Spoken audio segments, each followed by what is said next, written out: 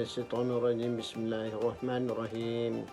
Alhamdulillahirabbil Assalatu wassalamu ala asrafil mursalin Sayyidina Muhammad wa ala alihi wa sahbihi ajmain, amma ba'd. Alhamdulillahirabbil Puji dan syukur kehadirat Allah Subhanahu wa taala di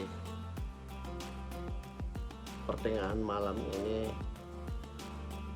kami terinspirasi dengan kondisi yang terjadi di negara kita ini, di mana banyak hal yang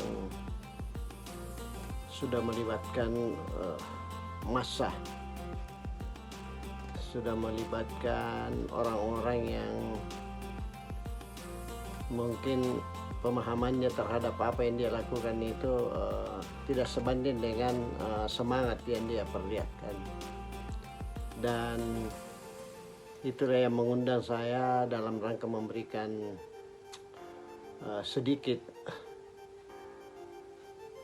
pemikiran bagaimana menghadapi kondisi bangsa yang lagi terpuruk kondisinya ini, di mana situasi dan kondisi yang ditinggalkan oleh pandemik corona.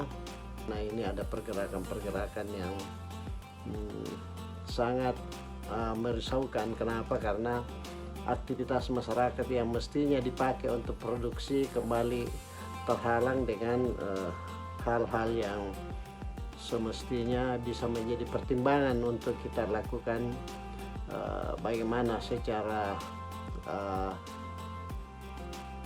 sosial kemasyarakatan itu diatasi dengan pendekatan keagamaan. Sebab Islam sebagai agama mayoritas di Indonesia ini, alhamdulillah sudah banyak meninggalkan pesan-pesan, petua-petua, bahkan pendidikan. Bahkan dalam Al-Quran sangat jelas bahwa di dalam diri Rasulullah itu merupakan suri teladan yang sebaik-baiknya. Jadi dalam Al-Quran sangat jelas disampaikan, laqad kana lakum fi Rasulillah uswatun hasanah.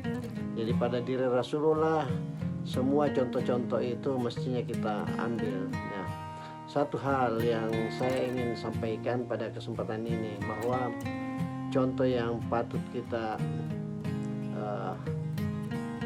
tiru sesuai dengan perintah Al-Quran. Suatu ketika Rasulullah diledekin oleh Allah, kamu gila ya Rasulullah. Rasulullah menyampaikan bahwa akan masukkan itu padamu kembali karena persoalan itu sudah selesai. Dan bagaimana selesai ya Rasulullah? Dia bilang, tadi kan dia bilang saya gila. Saya sudah jawab bahwa saya tidak gila. Dan itu sudah selesai persoalannya. Nah, tidak perlu lagi kamu cabut itu pedang. Subhanallah. La ilaha illallah, Allahu Akbar. Suatu anugerah dan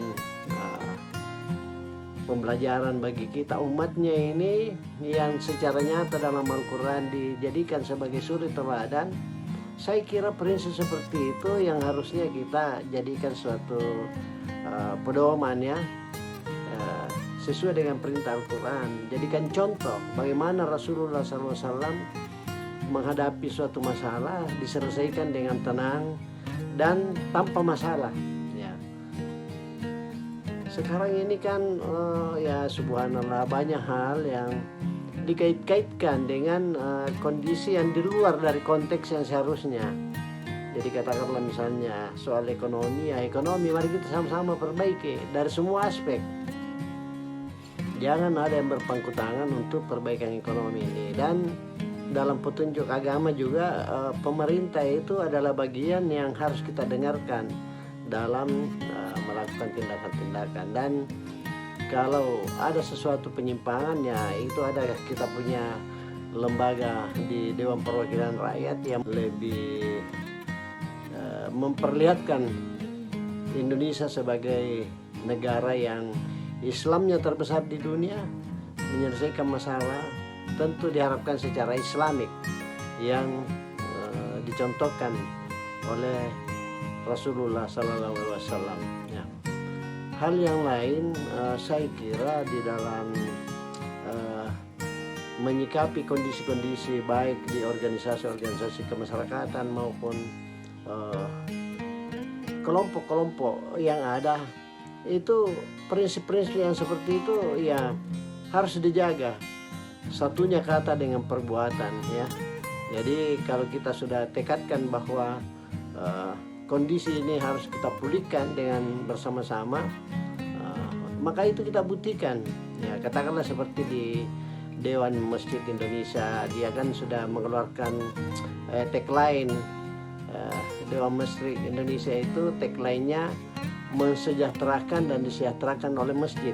Nah, ini satu statement yang luar biasa, karena di Indonesia ini kan masjidnya ada 1 juta kurang lebih. Kalau 100 saja jamaahnya setiap masjid ini kali 1 juta sudah 100 juta yang dekat di masjid. Jadi yang tidak dekat di masjid tentu jauh lebih besar, dengan penduduk yang kurang lebih 270 juta ini, yang Islamnya kurang lebih 87%.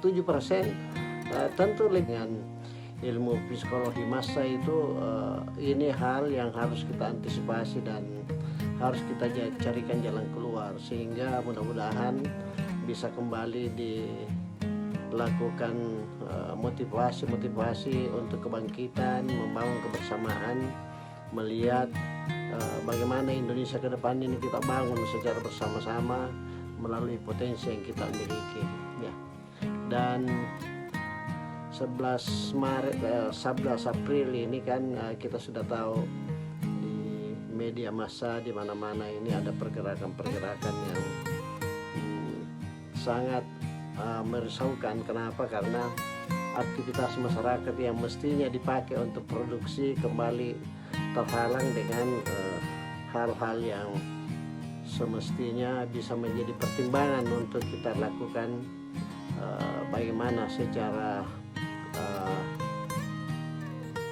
sosial kemasyarakatan itu diatasi dengan pendekatan keagamaan.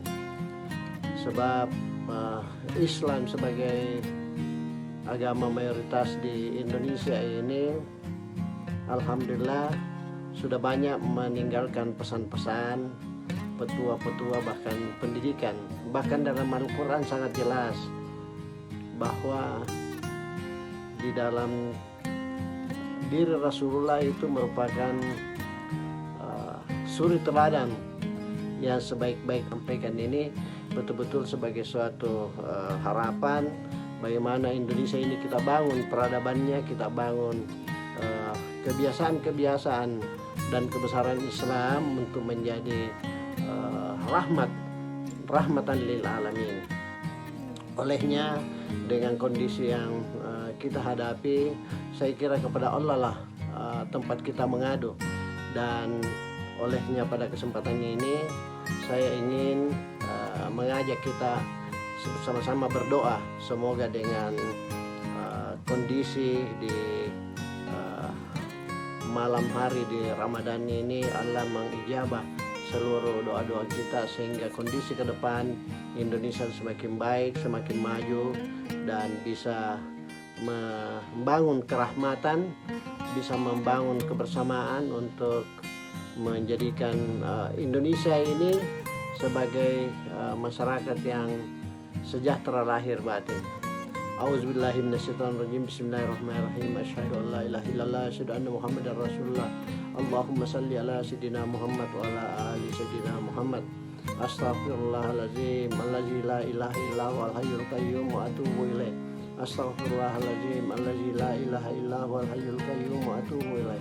Astaghfirullahaladzim allazi la ilaha illa huwal hayyul qayyum wa atubu ilaih.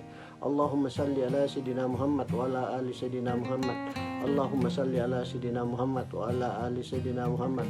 Mengharapkan kepada seluruh bangsa Indonesia mendapat pertolongan-Mu ya Allah, mendapat lindungan-Mu ya Allah, sehingga kami semua dapat bersatu membangun peradaban kembali di dalam memperbaiki ekonomi kami, memperbaiki agama dan sosial ekonomi kami, sehingga betul-betul dapat tercipta masyarakat yang sejahtera lahir batin, dunia dan akhirat.